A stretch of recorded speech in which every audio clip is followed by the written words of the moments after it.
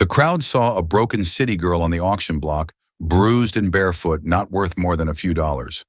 The cruel saloon owner, Jeremiah Slade, saw a new prize for his collection. But as the bidding began, a quiet stranger named Ezra McKinnon stepped from the shadows. While Slade bid for a possession, Ezra fought for a person, finally silencing the crowd with a bid that cost him nearly everything he owned, $300. In that moment, Clara Brennan's debt was paid, but as the stranger led her away, she could only wonder what price she would now have to pay for his kindness.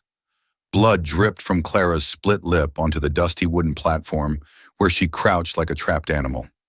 The Nevada Territory sun blazed overhead in September 1st, 1867, but she felt cold as winter ice. Around her, rough men with dirty faces and cruel eyes gathered like buzzards around fresh kill. "Look at her!" Shake laughed, a fat man with tobacco stains on his yellow teeth. "City girl ain't used to our ways out here." Clara pulled her torn dress tighter around her shoulders. The fabric barely covered her bruised arms and legs. 3 days ago, she had been eating fancy dinners in a big house. Now she sat on an auction block like a piece of furniture waiting to be sold. The auctioneer, a thin man named Hartwell, wiped sweat from his forehead. He looked as uncomfortable as Clara felt. "Gentlemen, we need to settle the debt of $300. This young lady comes with papers showing she can read and write." "What good's reading going to do?" me shouted a bearded miner. "I need someone who can cook beans and mend clothes." Clara's stomach twisted with fear. She had never cooked beans in her life. Her soft hands had never washed clothes or cleaned floors. Back in Boston, servants did all the hard work while she played piano and painted flowers. A group of cowboys on horseback watched from the edge of the crowd. Their leader, a man with a gold tooth, smiled in a way that made Clara want to hide. She had heard whispers about men like him, men who bought women for reasons that made decent people look away. The wind picked up, blowing dust into everyone's eyes. Clara tasted dirt on her lips. Everything here was dirty, the buildings, the people, even the air. She wondered if she would ever be clean again. "My father was a good man," she whispered to herself, trying to remember his kind face. But Papa was dead now, killed in a wagon accident just outside town. His gambling debts had become her burden to carry. An old woman in a faded blue dress pushed through the crowd. Her gray hair was pulled back tight, and her face looked like leather left too long in the sun. "Poor child," she muttered. "This ain't right. Selling people like cattle." But most of the crowd didn't share her feelings. They saw only another mouth to feed, another problem to solve. In this harsh land where water was scarce and winter killed, the weak kindness was a luxury few could afford. Clara remembered the stagecoach ride west with her father. He had promised her a new life far from the scandal that chased them out of Boston. "We'll find gold," he had said. "We'll be rich again." Instead, he found only death on a dusty road, leaving her alone with nothing but debts and shame. The sun climbed higher, making the wooden platform burn hot under Clara's bare feet. Her shoes had been taken to pay for her father's burial. Everything valuable had been sold. Her mother's jewelry, her father's gold watch, even her warm coat. "She's too skinny," complained a ranchand. "Look at those arms. Couldn't lift a water bucket if her life depended on it." Clara's cheeks burned with shame. It was true, her arms were thin and weak. Her hands had never held anything heavier than a book. How could she survive in a place where strength meant the difference between life and death? A vulture circled overhead, its shadow crossing the platform like a bad omen. Clara shivered despite the heat. She felt like that vulture was waiting for her to die. "What happened to her face?" asked a young cowboy, pointing at Clara's bruised cheek. Hartwell shuffled his papers nervously. "There was some trouble last night. Nothing serious." But Clara remembered every detail of that trouble. Men had come to her father's rented room after the funeral. They wanted their money, and when she couldn't pay, they decided to take it out in other ways. Only the sheriff's arrival had saved her from worse. The crowd grew restless in the heat. Horses stamped their feet and switched their tails at flies. Men took off their hats to wipe away sweat. But Clara sat perfectly still, afraid that any movement might draw unwanted attention. A small boy pushed through the crowd, staring at Clara with wide eyes. His mother quickly pulled him back. "Don't look, Jimmy. It ain't proper." Clara wanted to tell the boy that she wasn't always like this. Once she had worn silk dresses and danced at fancy parties. She had studied French and played music that made people cry with joy. But those days felt like a dream now fading away like morning mist. The church bell in the distance chimed noon. Clara's stomach growled with hunger. She hadn't eaten since yesterday morning, and even then it was only stale bread and water. The men holding her father's debts said food cost extra money she didn't have. Time to start the bidding. Hartwell announced, his voice cracking like a boy's. What am I offered for this young woman? She comes with a certificate of good character from her previous employer. The certificate was a lie, but Clara said nothing. What was one more lie in a life that had become nothing but deception? She had lied to get West, lied about her father's debts, and now she would lie to survive. A dust devil spun across the town square, picking up papers and trash. Clara watched it dance between the buildings before disappearing into the desert. She envied its freedom to go wherever the wind took it. The crowd muttered among themselves, but no voices called out with bids. Clara was damaged goods in a market that prized strength and usefulness above all else. Her education meant nothing here. Her gentle upbringing was a weakness, not a virtue. Minutes passed like hours. The sun beat down mercilessly, and Clara felt dizzy from heat and fear. Sweat stung her cut lip, and her throat burned with thirst. She wondered if this was how her story would end, dying of shame on a wooden platform while strangers decided her fate. But somewhere in the crowd, unseen eyes watched her with interest. Someone was making calculations, weighing risks and possibilities. The question was whether those eyes belonged to salvation or something far worse. A man's deep voice cut through the crowd's mumbling like a knife through butter. I'll bid $50. Every head turned toward the back of the gathering. Clara squinted against the sun's glare, trying to see who had spoken. All she could make out was a tall shadow wearing a wide-brimmed hat. The crowd stirred like an anthill kicked by a boot. $50 was real money in Calico Junction, enough to buy a horse or supplies for a month. Men whispered to each other, wondering who would pay so much for a city girl who looked ready to blow away in the next strong wind. Hartwell's face brightened like sunshine after rain. $50. Do I hear 60 to 55, called out another voice. This one belonged to Jeremiah Slade. The man with the gold tooth. He sat on his black horse like a king on a throne, smiling in a way that made Clara's skin crawl. She had heard the other women in town whisper about Slade. He owned the Red Rose Saloon, where pretty girls served drinks and did other things that decent people didn't talk about. The girls who worked there had empty eyes and painted faces that couldn't hide their sadness. Clara's hands began to shake. If Slade bought her, she knew what her life would become. She would rather die first, but death wasn't one of her choices today. $75, the first voice said calmly. The crowd turned back toward the shadowy figure. A few men stepped aside, and Clara got her first clear look at her potential buyer. He was older than Slade, maybe 40 years, with sun-weathered skin and steady gray eyes. His clothes were simple but clean, a working man's outfit, not fancy like Slade's velvet vest and silver buttons.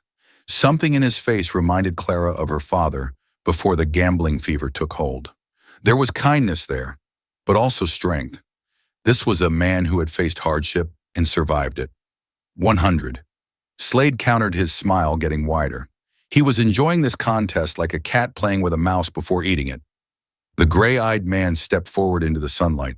Clara could see him clearly now, tall and lean with calloused hands that spoke of honest work. A scar ran along his left jawline, white against his tan skin. His horse, a gentle-looking mare, stood patiently behind him. 150, he said without hesitation. A gasp ran through the crowd. That was serious money, more than most men in Calico Junction earned in 3 months.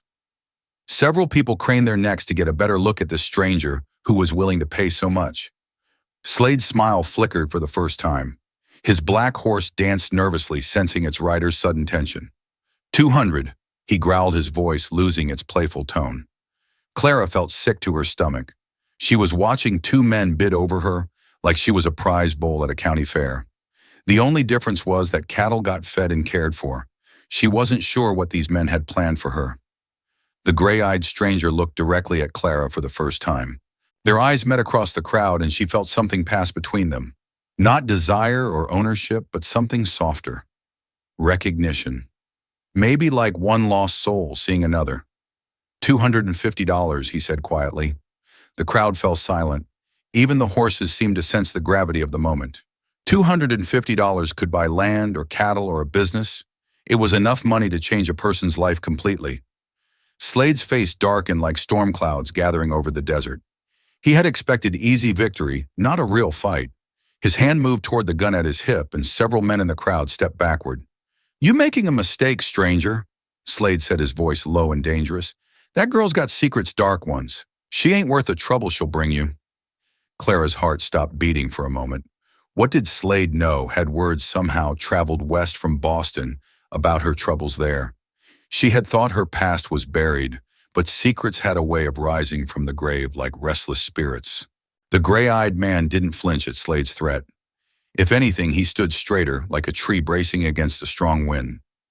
"Every person's got secrets, Slade. The question is whether you judge them by their worst day or give them a chance to prove what they're really worth." His words hit Clara like a physical blow. When was the last time someone had talked about her having worth? For months, she had felt like nothing but a burden to her father, to herself, to the world. This stranger was offering something she had almost forgotten existed. "Hope. $300, the man said firmly. The full amount of the debt. The crowd exploded in whispers and exclamations. $300 was more money than most of them had seen in one place. It was enough to pay off the mortgage on a small ranch or buy a whole herd of cattle. Hartwell's jaw dropped open like a barn door in a windstorm. He had expected to sell Clara Ara for maybe $20 or $30, enough to pay a small portion of her father's debt and send her on her way with the rest still hanging over her head. This changed everything. Slade's face turned red as fresh blood. His hand gripped his gun handle, and for a moment Clara thought he might draw on the stranger right there in front of everyone. But killing a man over an auction bid would bring the law down on him, and even Slade wasn't fool enough to risk that. "You don't know what you're buying," Slade said through gritted teeth. "When you find out the truth about her, don't come crying to me." The gray-eyed man ignored Slade completely. He walked up to Hartwell and pulled out a leather pouch that clinked with the sound of gold coins. "300 as agreed." Hartwell took the money with shaking hands. He had never handled so much cash at one time. $300 for the young lady. Going once, going twice. He paused, looking around the crowd for any last-minute bids. Sold. The gavel fell with a sound like thunder. Clara felt the world spinning around her. In the space of 15 minutes, her entire life had changed direction. She belonged to someone new now. But what kind of someone was this stranger? Her salvation, or just a different kind of trap? The man approached the platform slowly, like he was approaching a frightened animal. When he reached the edge, he extended his hand toward Clara.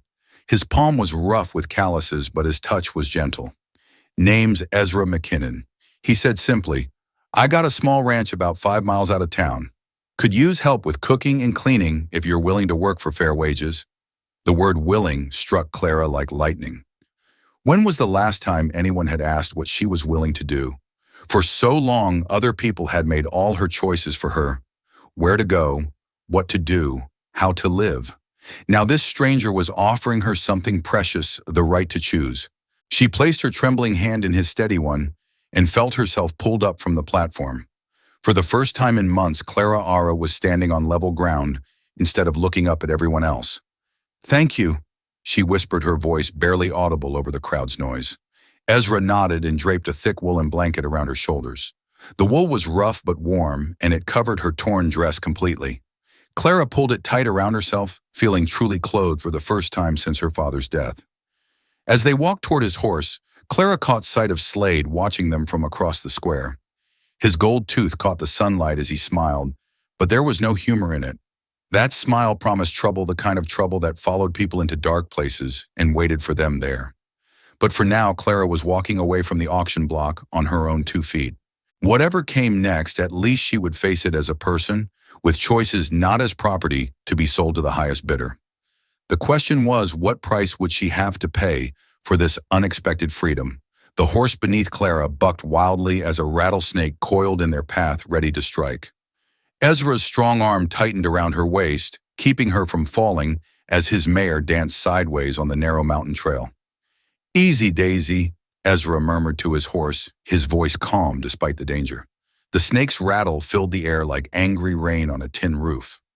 One bite from those fangs could kill a horse in minutes, leaving them stranded miles from town in the Nevada wilderness.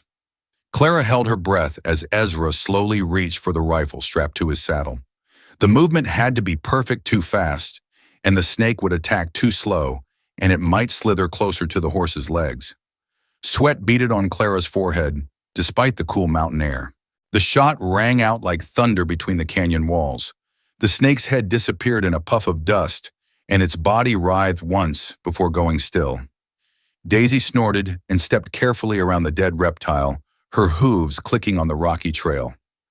"First lesson of ranch life," Ezra said as they continued riding. "Always watch where you're going. This land doesn't forgive careless mistakes." Clara nodded, but her mind was spinning with bigger worries than snakes. What would happen when they reached his ranch? What did Ezra really expect from her? The kindness in his eyes at the auction might have been an act to fool the crowd. Now that they were alone, his true nature could emerge. The trail wound higher into the mountains, leaving the desert heat behind. Pine trees grew thick on the slopes, their green needles a welcome change from the brown dust of Calico Junction. A creek bubbled somewhere nearby, the sound of water making Clara realize how thirsty she was. "How much further?" she asked, her voice from the dry air. "About 2, Ezra replied. "Ranch sits in a valley between 2 ridges. Good water, decent grazing for cattle. My wife picked the spot when we first came west." Wife Clara's stomach dropped like a stone down a well. Ezra had never mentioned being married. What kind of woman would allow her husband to buy another female at an auction? Was Clara being brought home as a servant, or something worse? "Your wife won't mind you bringing home a stranger?" Clara asked carefully. Ezra was quiet for so long that Clara wondered if he had heard her question. When he finally spoke, his voice carried a sadness that made her chest ache. "Martha passed on 3 years ago. Fever took her and our daughter both same week. Been living alone since then." The pain in his words was so deep that Clara felt ashamed for suspecting him of evil intentions. This man had lost everything that mattered to him. Maybe loneliness had driven him to spend his life savings on a stranger from an auction block. The trail leveled out as they entered a green valley surrounded by tall pine trees. A log cabin sat near a stream with a barn and several smaller buildings scattered around it.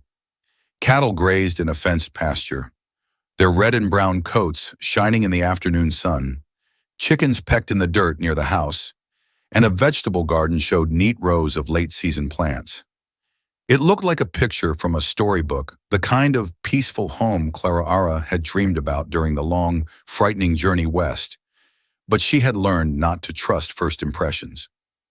Beautiful places could hide ugly secrets. Ezra helped her down from the horse with the same gentle care he had shown at the auction.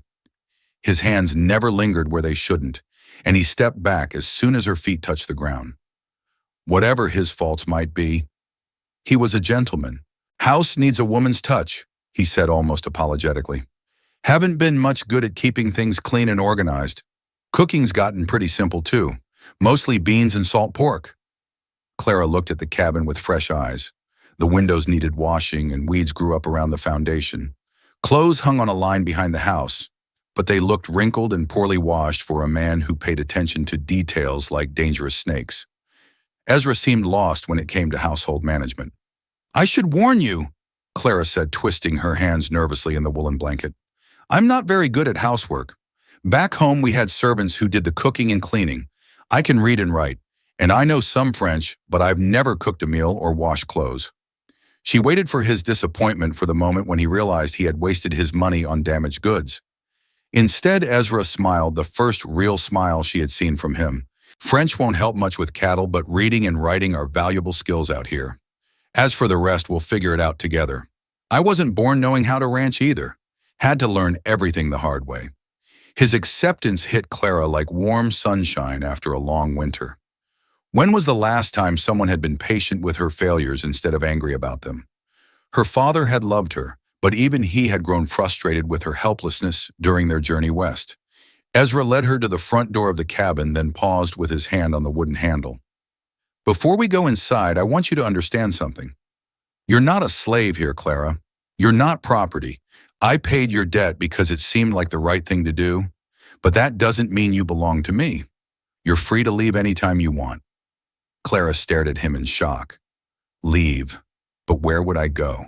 I have no money, no family, no friends. That's your choice to make, Ezra said simply. But if you decide to stay, you'll work for fair wages and be treated with respect. I'll provide room and board, and you'll have the same rights as any hired hand. No man will touch you without your permission, not even me. The promise brought tears to Clara's eyes. Freedom was a gift she had never expected to receive. But with freedom came responsibility, and Clara wasn't sure she was strong enough to handle either one. The inside of the cabin was dim and cluttered. Dirty dishes sat on a wooden table and dust covered every surface. Men's clothes lay in piles on chairs, and the stone fireplace was cold and full of old ashes. It smelled like loneliness and neglect. Your room's upstairs, Ezra said, pointing to a narrow staircase. Used to be my daughter Annie's room. I haven't touched it since. Well, since she died, might need some cleaning, but the bed's still good. Clara climbed the stairs on shaking legs. Each step took her further into this new life, this strange arrangement with a man she barely knew. At the top, a short hallway led to two doors. One stood open, revealing a large bedroom with an unmade bed and more scattered clothes. The other door was closed. She pushed it open carefully, not sure what she would find. The room beyond was small but clean, as if someone had been taking special care of it. A narrow bed sat against one wall, covered with a quilt that showed careful stitching. A small dresser held a ceramic water pitcher and bowl, both decorated with painted flowers. Curtains hung at the single window, letting in soft light that made dust motes dance in the air. But what caught Clara's attention was the shelf on the far wall. It held books, real books, with leather covers and gold lettering. More books than she had seen since leaving Boston. Her fingers traced the spines lovingly. Shakespeare, Dickens, even a volume of poetry by Elizabeth Barrett Browning. Annie loved to read. Ezra's voice came from behind her. He had followed her upstairs, moving quietly on the wooden floor. Martha taught her letters when she was just 4 years old. Always had her nose in a book. Clara turned to face him, clutching one of the books to her chest. You kept her room exactly as it was. Couldn't bear to change it, Ezra admitted. Seemed like erasing her memory somehow. But books are meant to be read, not just looked at. Annie would want someone to enjoy them again. The kindness in his gesture overwhelmed Clara. This man had lost his daughter but was willing to share her memory with a stranger. What had she done to deserve such generosity? Thank you, she whispered the words, feeling inadequate for the gift he was offering. Ezra nodded and turned to leave, then stopped at the doorway. Supper's usually around sunset. Nothing fancy tonight, just leftover stew and biscuits. Tomorrow we can start figuring out how to make this arrangement work for both of us. After he left, Clara sat on the bed and opened the book of poetry. The pages fell open to a poem about hope being the thing with feathers. She read the words over and over, letting them sink into her heart like water into dry ground. Outside her window, the sun was beginning to set behind the mountains. Golden light painted the valley in warm colors, and the sound of the creek mixed with cattle glowing in the distance. For the first time since her father's death, Clara felt something that might have been peace, but peace was a fragile thing in the Nevada territory. Even as Clara began to hope for a better future, dark clouds were gathering on the horizon.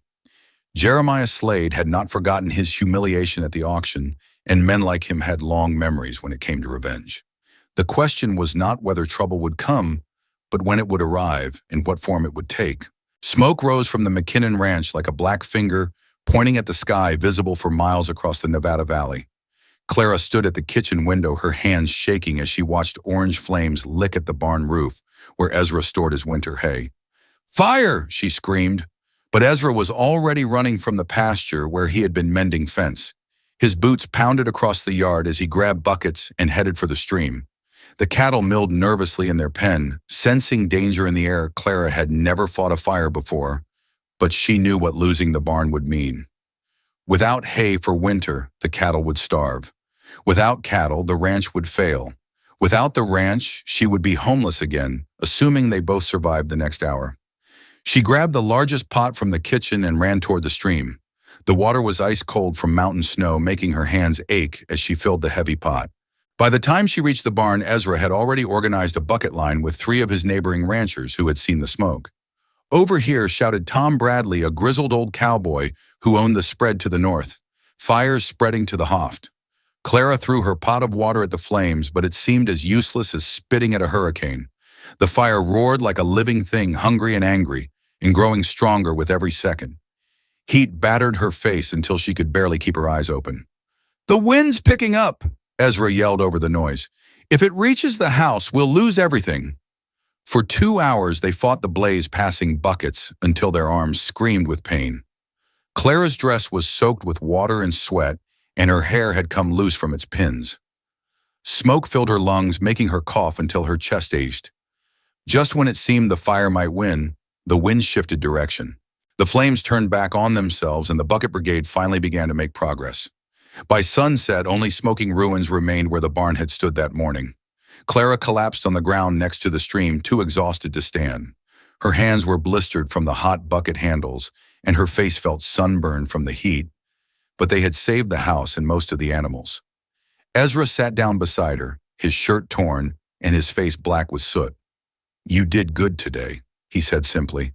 "A lot of women would have run inside and hidden." "I thought about it," Clara admitted. "But this is my home now, too. I couldn't just watch it burn." The word home surprised her. When had she started thinking of the ranch that way? 3 weeks ago, she had been ready to run at the first sign of trouble. Now she was willing to fight fires to protect it. Tom Bradley walked over, slapping ash from his hat. "Mighty strange how that fire started," he said, looking meaningfully at Ezra. "No lightning today, and you're too careful to leave hot coals lying around. Someone set this fire on purpose." Clara Ara's blood turned to ice water. "Who would do such a thing? Same kind of man who'd burn out a neighbor for spite," Tom replied, "or because he didn't get what he wanted at an auction." Ezra's jaw tightened, but he said nothing. Clara could see him thinking, putting pieces together in his mind. The fire had started in the Hoft, far from any natural cause. Someone had climbed up there with matches or a torch. "Someone who wanted to hurt Ezra McKinnon specifically," Slade Clara whispered. "Can't prove it," Ezra said, "but I'd bet my last dollar you're right." That night Clara lay awake, listening to every sound outside her window. Every hoot of an owl, every rustle of wind in the trees. Made her wonder if danger was creeping closer. Slade had shown what he was willing to do when crossed. What would he try next? The answer came 3 days later when she rode into town with Ezra to buy supplies for rebuilding the barn. Word had spread about the fire, and people stared at them with a mixture of sympathy and fear. Everyone knew Slade's reputation, and nobody wanted to be his next target. At the general store, the owner, Mr. Patterson, served them quietly, but kept glancing toward the window. Finally, he leaned across the counter and spoke in a low voice. "Slade's been asking questions about your lady friend. He told Ezra wants to know where she came from. What brought her, West offered good money for information." Clara felt sick to her stomach. She had hoped her past was buried in Boston, but Slade was digging it up like a dog looking for bones. What would happen if he discovered the truth about Charles Whitman and the embezzlement charges? What kind of questions Ezra asked about her family, her background, whether she's running from the law? Patterson's eyes flicked to Clara nervously. "I told him I didn't know nothing, but he's got other ways of finding things out." As they loaded supplies into the wagon, Clara noticed more stares than usual from people on the street. Some looked curious, others suspicious. A few women crossed to the other side of the road rather than walk past her. Whatever Slade was spreading, it was working. "Maybe I should leave," Clara said as they drove out of town. "If I'm not here, Slade won't have any reason to bother you." Ezra's hands tightened on the res. "Running away won't solve anything. Men like Slade feed on fear. Show them you're scared, and they'll chase you to the ends of the earth. But what if he finds out about Boston? What if he learns about the charges against me? Then we'll deal with it when it happens," Ezra said firmly. "I don't care what you did or didn't do back east. What matters is who you are now." His loyalty amazed Clara, but it also frightened her. How could she tell him that her troubles in Boston might follow them both to prison? How could she explain that she was wanted for crimes she didn't commit, accused by a man who was the real thief? That evening, as they worked together to clear debris from the burned barn, Clara made a decision. Ezra deserved to know the truth, even if it meant losing the only home she had found since her father's death. "There's something I need to tell you." She began, setting down her shovel. Before she could continue, the sound of hoof beats interrupted her words. Three riders approached the ranch, silhouetted against the sunset. Even from a distance, Clara could see the gleam of gold teeth in the lead rider's smile. Jeremiah Slade had come calling, and this time he wasn't alone. "Get in the house," Ezra said quietly, his hand moving toward the rifle leaning against the fence post. But Clara didn't move. She had run from confrontation in Boston, run from scandal and shame, and the consequences of speaking truth to power. Tonight she would stand her ground, even if it destroyed her. The riders drew closer, and Clara could see that Slade's companions were the kind of men who settled disputes with bullets rather than words. Whatever Slade had discovered about her past, he was confident enough to bring muscle to back up his threats. "Evening, McKinnon," Slade called out, his voice carrying false friendliness.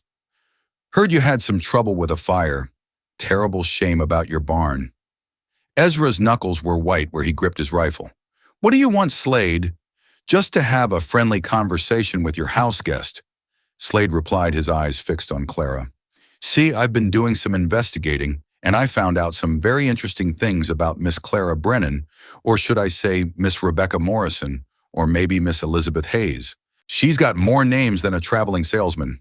Clara's heart stopped beating. Slade had been busy during the past 3 weeks, and his efforts had paid off.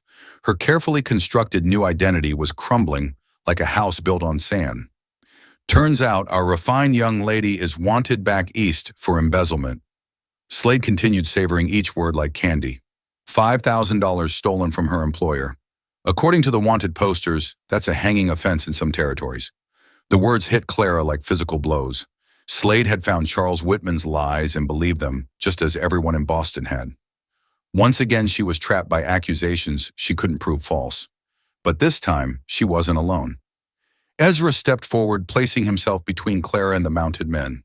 His rifle was still pointed at the ground, but his message was clear.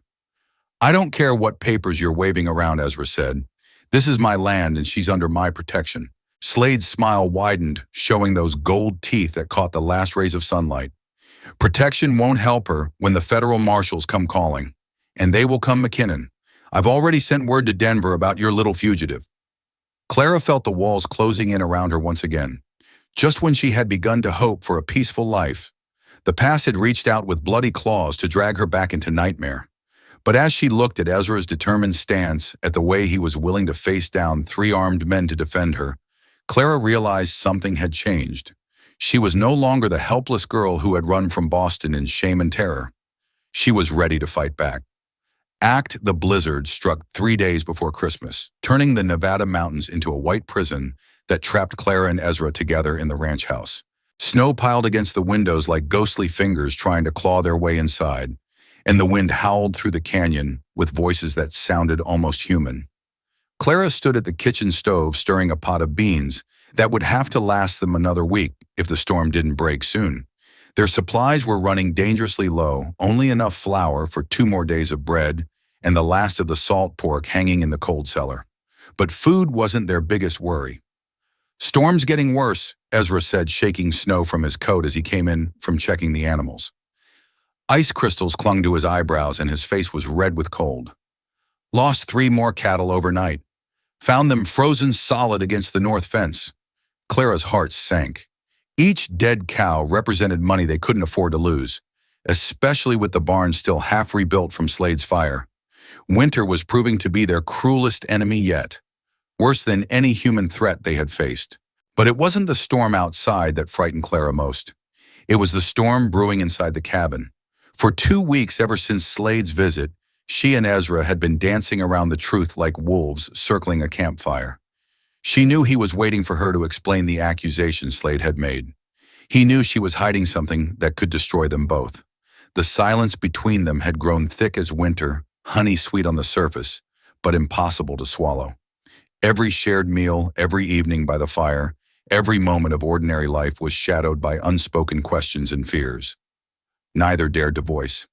"Coffee's ready," Clara Ara said, pouring the bitter brew into 2 tin cups.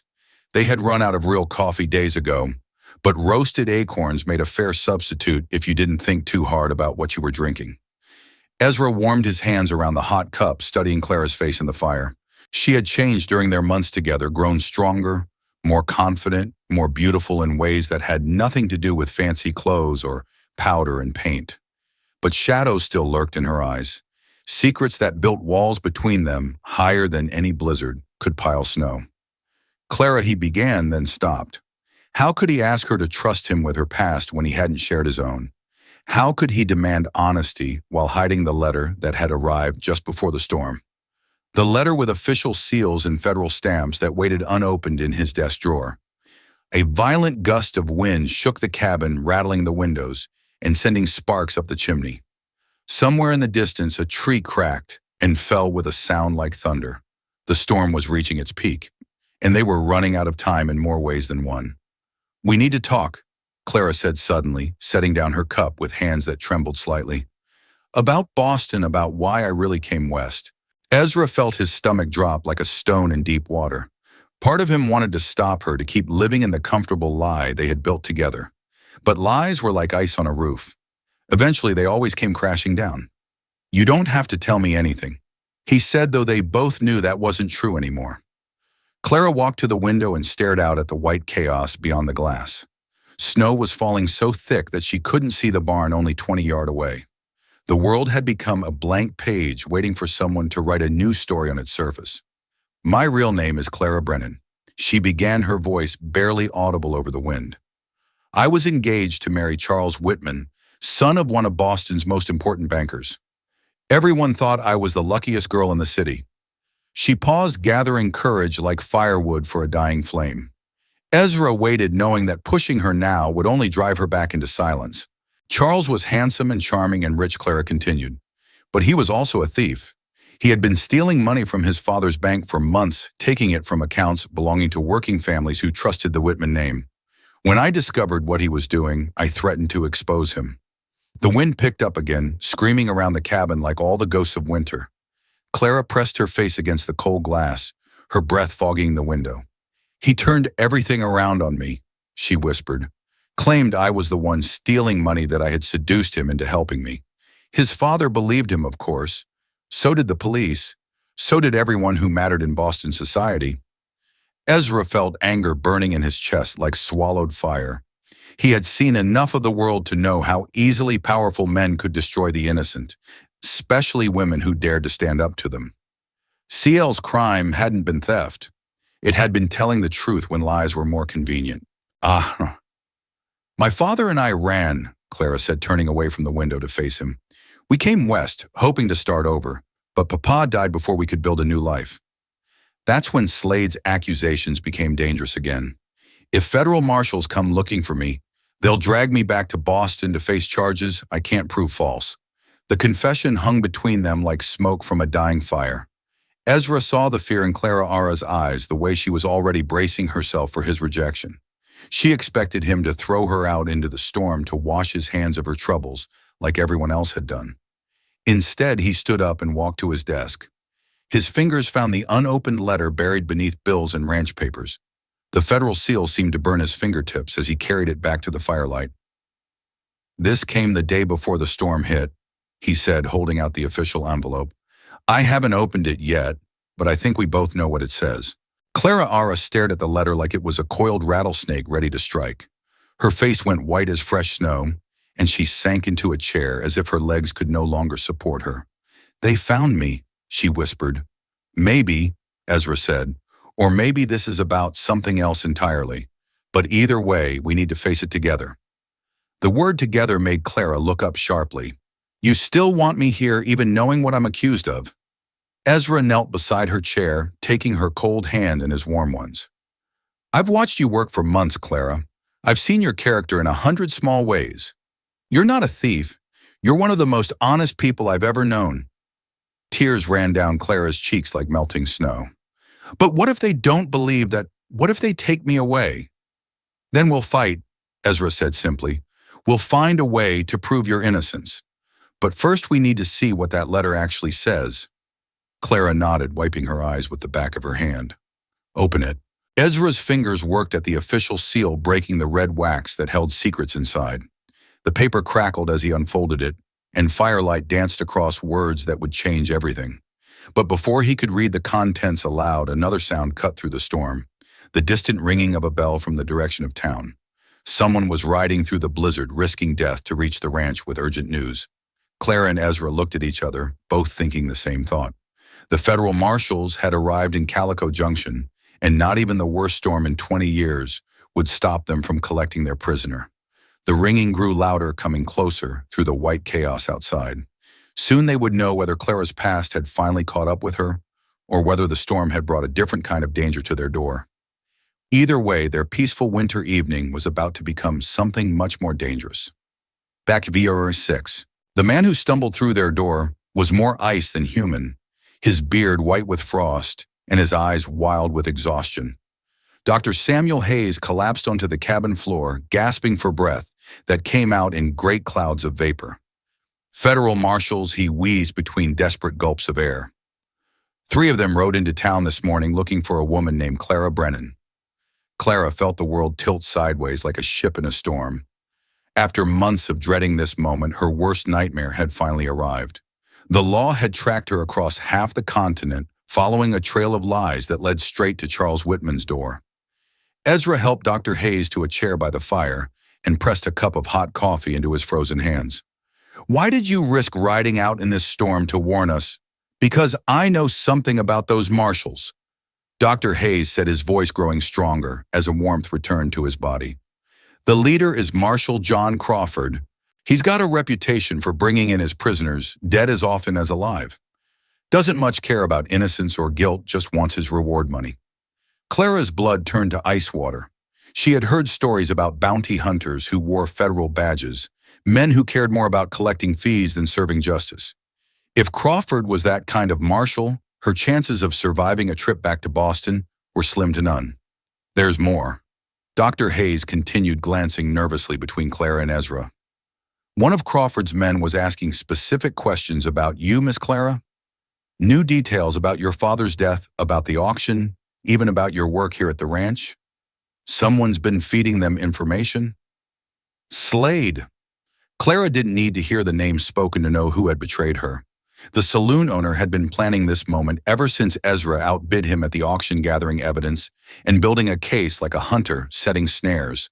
"How long before they reach the ranch?" Ezra asked. "Storm's slowing them down, but they're determined," Dr. Hayes replied.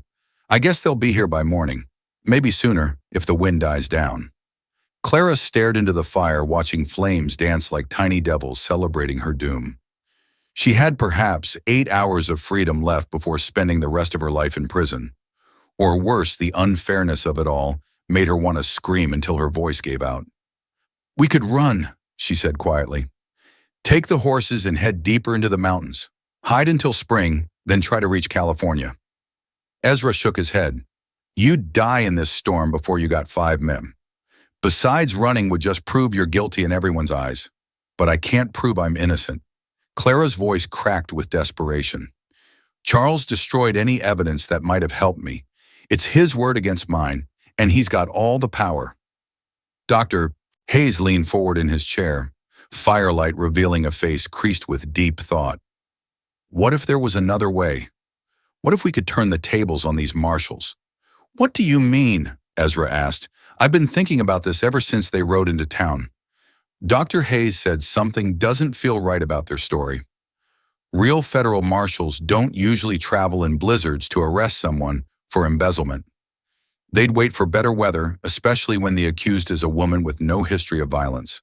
Clara felt a flicker of hope, small as a candle flame but growing brighter. "You think they might not be real marshals?" "It's possible, Dr. Present," Hayes said. "Easy enough to buy fake badges and papers if you know the right people. And Charles Whitman certainly has the money to hire private men to do his dirty work." The idea hit Clara like lightning. What if this wasn't an official arrest at all, but a kidnapping disguised as law enforcement? What if Charles was so desperate to silence her that he had hired thugs to drag her back to Boston outside the legal system? "Even if they're fake, they still have guns," Ezra pointed out. 3 armed men against the 3 of us doesn't sound like good odds. 4 of us, Dr. Hayes corrected. "I didn't ride out here just to warn you. I came to help fight." Clara looked at both men with amazement. Dr. Hayes barely knew her, yet he was willing to risk his life to defend her.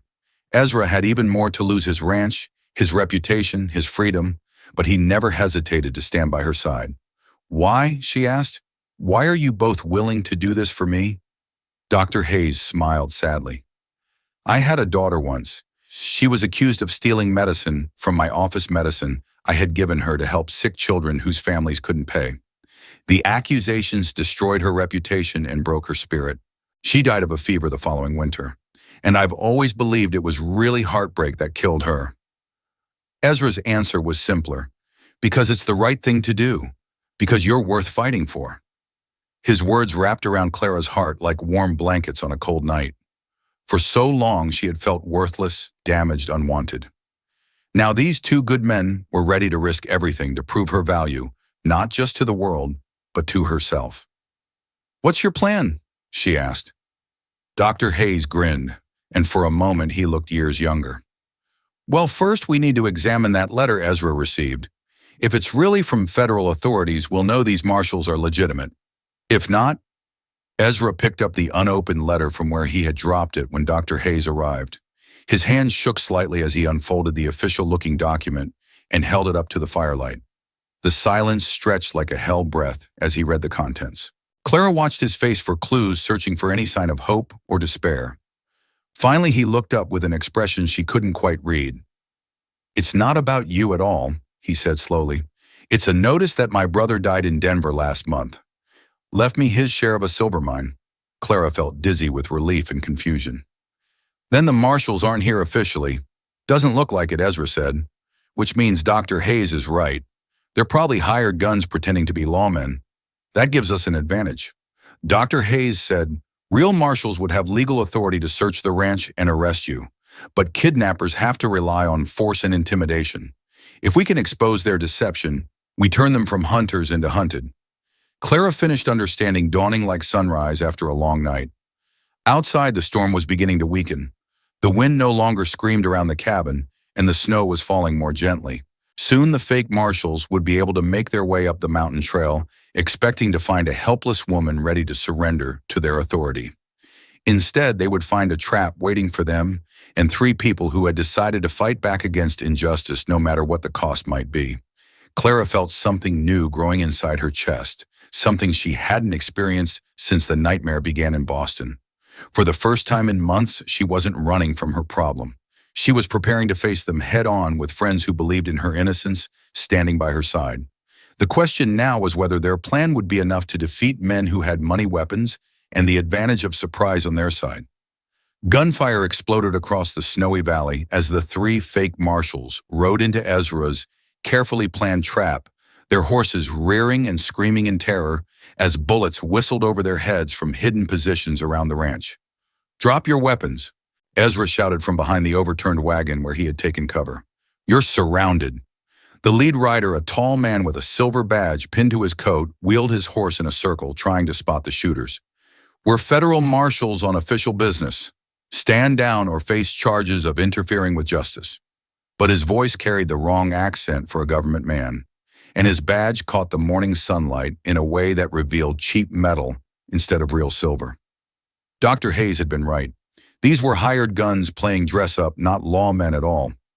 Clara crouched behind a pile of firewood near the house, her heart hammering like a woodpecker against a tree. In her hands, she held Ezra's old hunting rifle. Though she had never fired a gun in her life, the weight of it felt strange and dangerous, like holding a sleeping snake that might wake up at any moment. The plan had seemed simple when they discussed it by firelight. Let the fake marshals ride into the ranch yard, then surround them and force them to reveal who had hired them. But plans had a way of falling apart when bullets started flying, and Clara was beginning to understand why Ezra had looked so worried when dawn broke clear and cold. "There's only 3 of them," Dr. Hayes called from his position behind the barn. "Same as us. We can take them if we stick to the plan." The second rider, a stocky man with a black beard, swung his rifle toward the sound of the doctor's voice. His shot splintered wood from the barn wall, sending splinters flying like angry wasps. Dr. Hayes ducked lower, his face pale but determined. "Last warning," the leader shouted. "Send out Clara Brennan, and nobody else gets hurt." Clara Ara felt ice in her veins at hearing her real name spoken aloud. These men knew exactly who they were looking for, which meant Charles Whitman had indeed sent them. The question was whether they planned to take her back alive or simply eliminate the threat she represented to his reputation. Ezra fired a warning shot that kicked up snow near the lead horse's feet. "Show us your federal warrant. Prove you have legal authority here." "Don't need to prove nothing to you," the bearded man snarled. "We know she's here, and we're taking her back to Boston to face justice." But their hesitation told a different story. Real marshals would have produced their papers immediately, confident in their legal right to make arrests. These men were stalling because they had no legitimate authority to back up their demands. The third rider, a young man who looked barely old enough to shave, seemed nervous about the whole situation. His horse danced sideways as gunfire echoed off the canyon walls, and he kept glancing at his companions, as if wondering whether this job was worth the money they were being paid.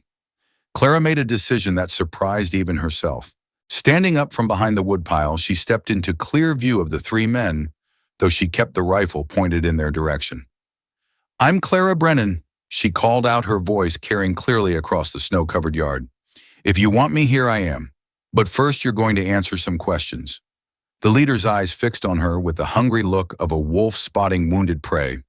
"There's no need for questions, miss. Just come along, peaceful-like, and nobody gets hurt."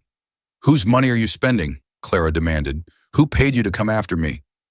The young rider shifted uncomfortably in his saddle.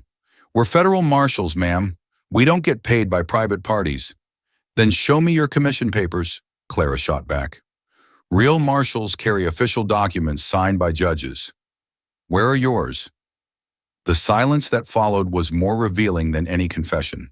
These men had badges and guns, but they lacked the one thing that would make their authority real, proper legal papers. Dr. Hayes emerged from behind the barn, his own rifle trained on the bearded man. "I've seen real federal marshals, boys. They don't ride in winter storms for embezzlement cases. They don't threaten innocent ranchers, and they sure don't work for private citizens with grudges to settle." The leader's face darkened like storm clouds gathering over the mountains. "You're making a big mistake, old man. Interfering with federal business is a hanging offense." "So is impersonating federal officers," Ezra replied, moving closer with his rifle ready. "Which is what you three are doing.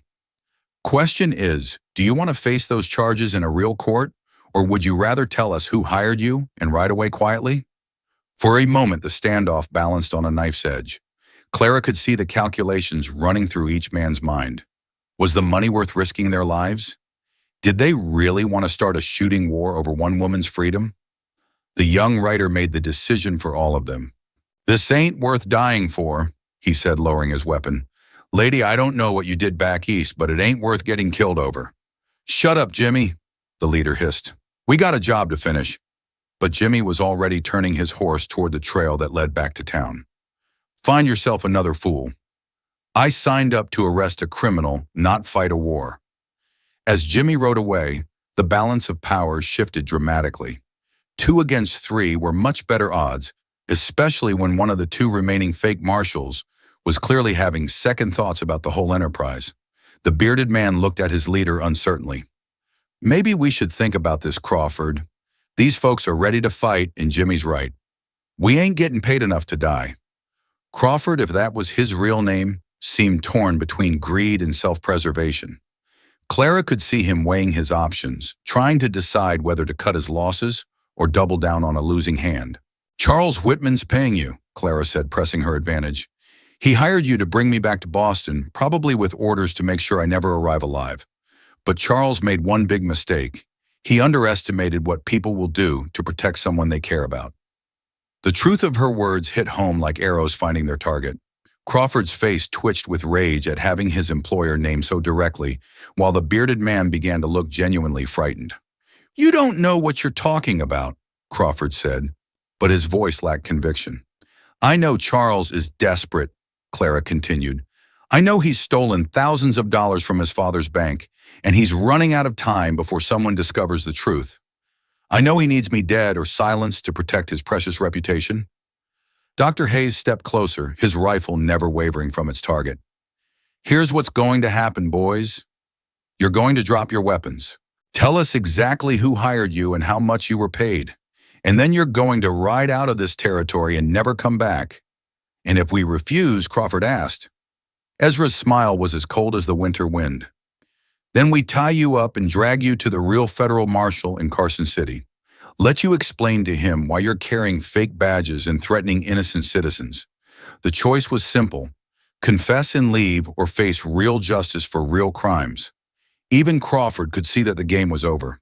But desperate men do desperate things. And Crawford was nothing if not desperate.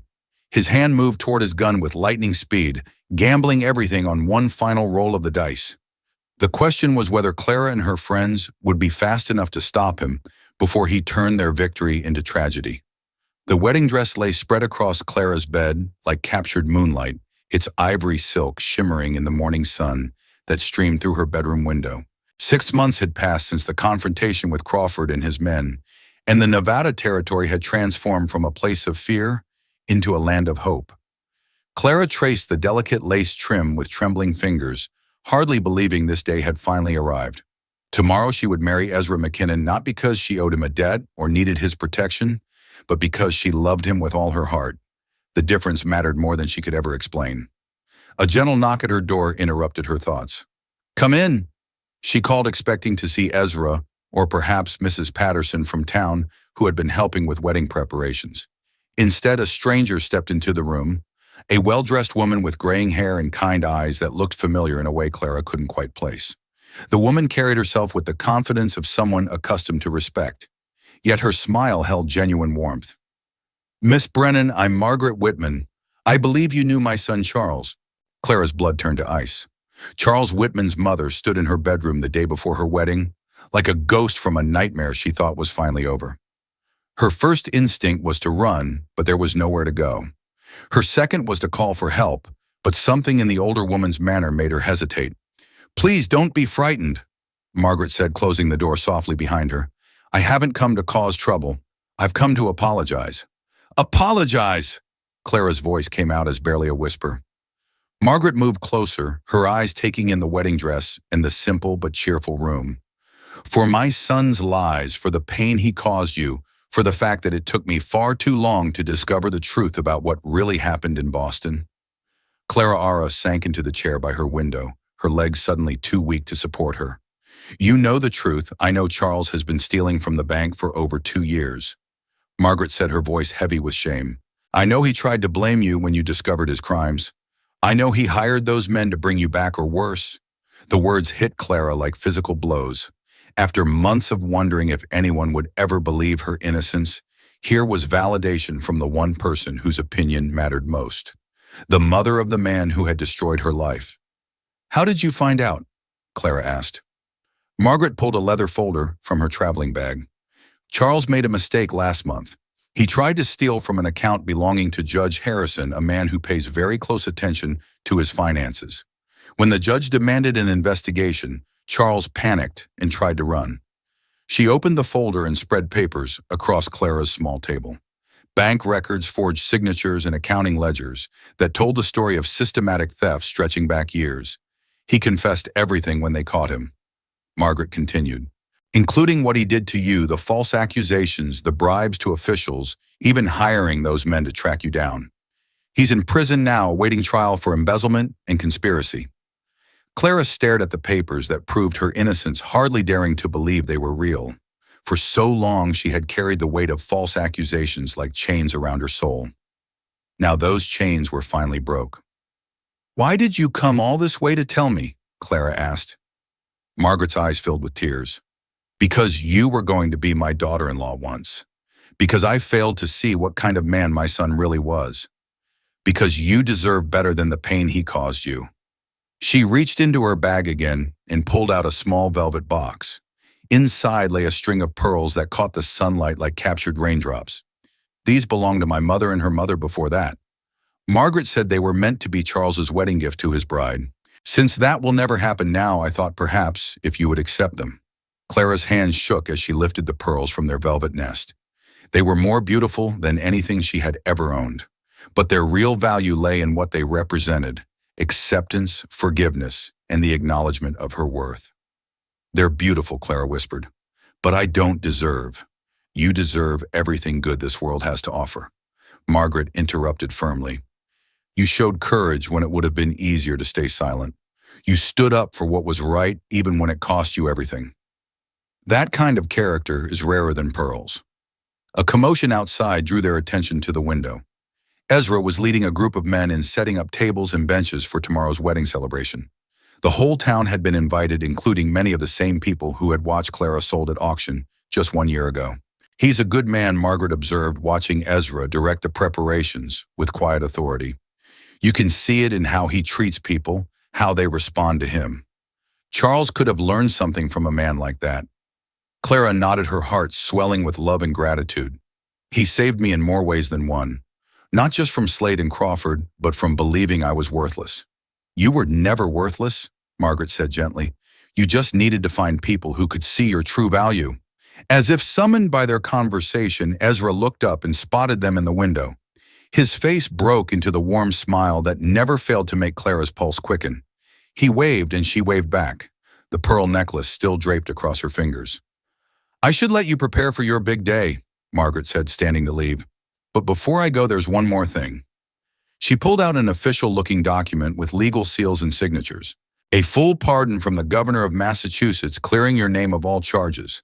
Charles's confession made it possible. You're free to go anywhere. Be anyone you choose. Clara took the pardon with hands that trembled with emotion. Freedom was a gift she had never expected to receive.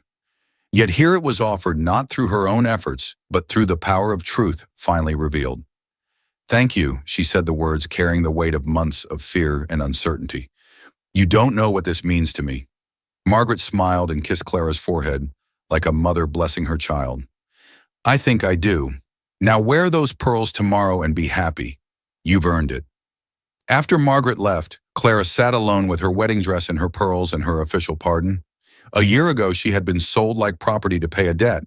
Tomorrow, she would marry a man who saw her as a treasure beyond price. The irony wasn't lost on her. She had found her true worth not in the eyes of Boston society or in legal documents declaring her innocence, but in the love of good people who valued her for who she really was. Ezra had bid $300 for her freedom, but what they had built together was worth more than all the gold in California. As the sun set behind the Nevada mountains, painting the sky in shades of gold and purple, Clara began to understand that some endings were really beginnings in disguise. Her story hadn't ended on an auction block in shame and fear. It had begun there, with a stranger's act of kindness that grew into something beautiful and lasting. Tomorrow she would wear ivory, silk, and pearls, but today she was already clothed in something more precious than any earthly treasure. The knowledge that she was loved, valued, and finally truly free. The girl who had been bought was about to become a woman who chose her own destiny, and that transformation was worth more than any price ever paid at auction.